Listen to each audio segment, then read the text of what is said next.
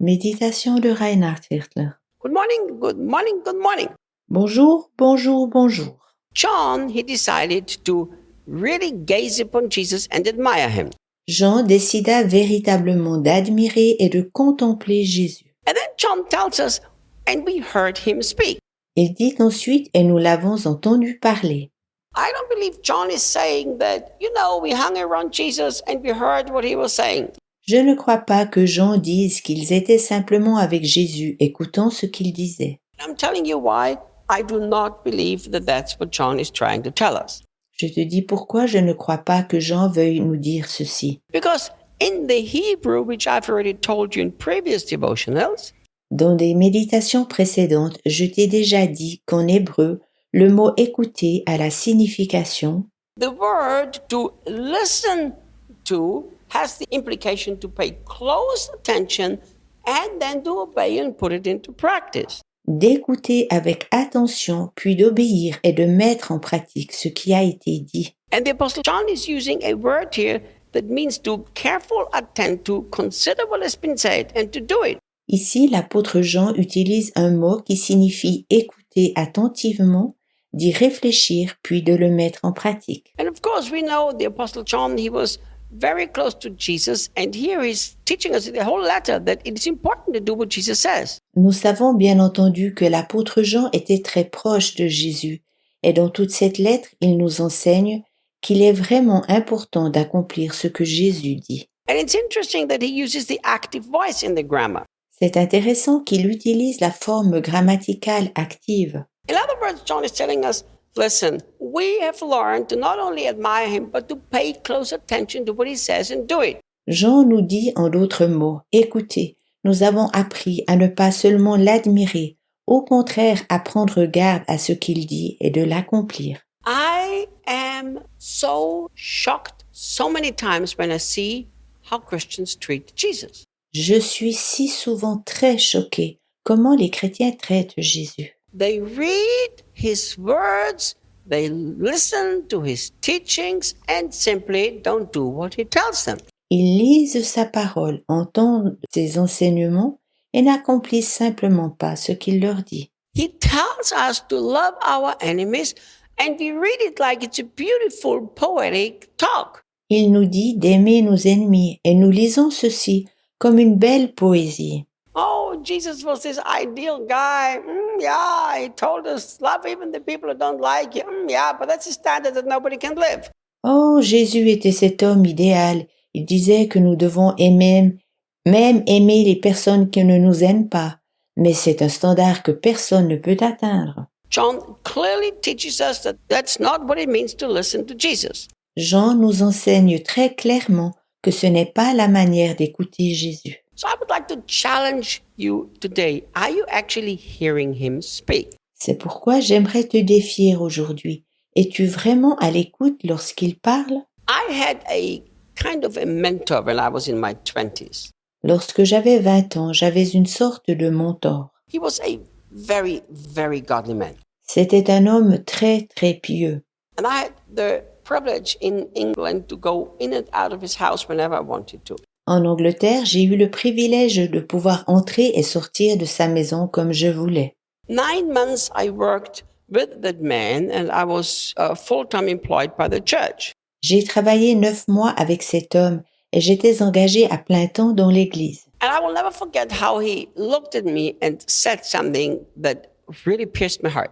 Je n'oublierai jamais comment il me regarda puis me dit quelque chose qui m'alla droit au cœur. He said, many Christians deceive themselves by wanting to hear Jesus tell them what to do today.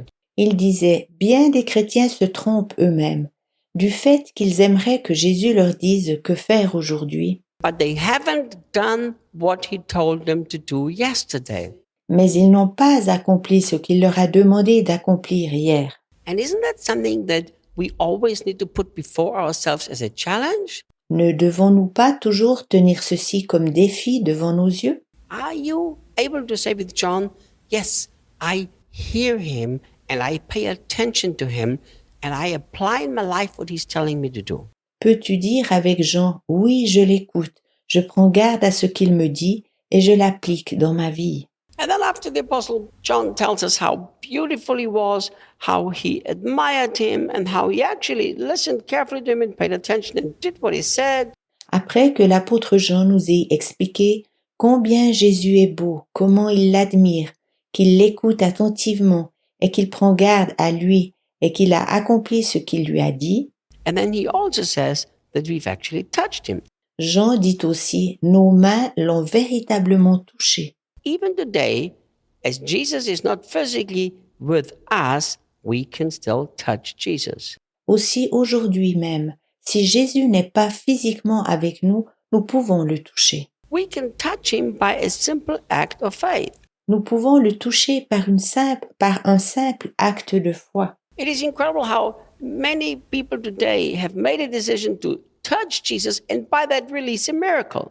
Il est intéressant combien de personnes se décident aujourd'hui de toucher Jésus et de ce fait, un miracle est libéré. When I listen here that John is telling us that we touched him, En lisant ici ce que Jean nous dit qu'ils l'ont touché, I like to think of the woman who had suffered from bleeding for 12 years. je pense volontiers à la femme qui souffrait de perte de sang depuis 12 ans. She did exactly what John told us here that he did too. She grabbed hold of him. Elle fit exactement ce que Jean nous explique ici, puis aussi elle le toucha. Is Jesus for you nothing else but the guy who is died to take you to heaven one day?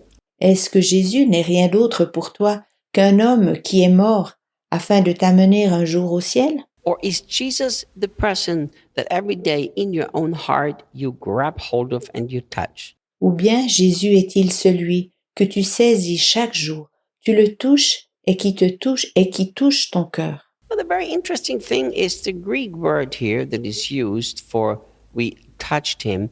It also has the implication that we felt him. Ici, le mot grec pour nous l'avons touché est très intéressant. Il dit également nous l'avons ressenti. When have you last felt Jesus? Quand as-tu ressenti Jésus pour la dernière fois? When you spend time every day in your devotional time, do you touch him? Do you feel him? Do you sense him? Do you experience him? Chaque jour durant ta méditation, est-ce que tu le touches? Tu le ressens? Tu le sens? Quelle expérience fais-tu avec lui? Many, many times as I have spent time with Jesus in my time with him, I said, Jesus, I'm not going to leave this chair until I've actually felt you. Si souvent, en passant du temps avec Jésus durant ma méditation, je dis, Jésus, je ne quitterai pas cette chaise avant de t'avoir véritablement ressenti. I understand that we don't base our relationship with Jesus on feelings, and we shouldn't do anything based on feelings. Il m'est bien clair que nous ne devons pas fonder notre relation avec Jésus sur nos sentiments et pas non plus agir en fonction de nos sentiments. But at the same time, I understand that feelings are very important. Mais en même temps, les sentiments sont très importants.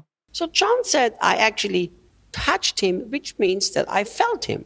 Jean dit qu'il l'a véritablement touché, ce qui signifie qu'il l'a ressenti. My dear friend, I've been married for more than 38 years. Mon cher ami, je suis marié depuis plus de 38 ans. When I touch Debbie, when Debbie touches me, we feel something. Lorsque Debbie me touche ou que je la touche, alors nous ressentons quelque chose. And I hope so do you if you are married. Et j'espère que si tu es marié, cela soit exactement pareil pour toi. And it's so beautiful that John makes it so practical. I've touched him, I've felt him, I've experienced him. C'est si beau que j'en parle si pratiquement. Je l'ai touché, je l'ai ressenti, j'ai fait une expérience avec lui.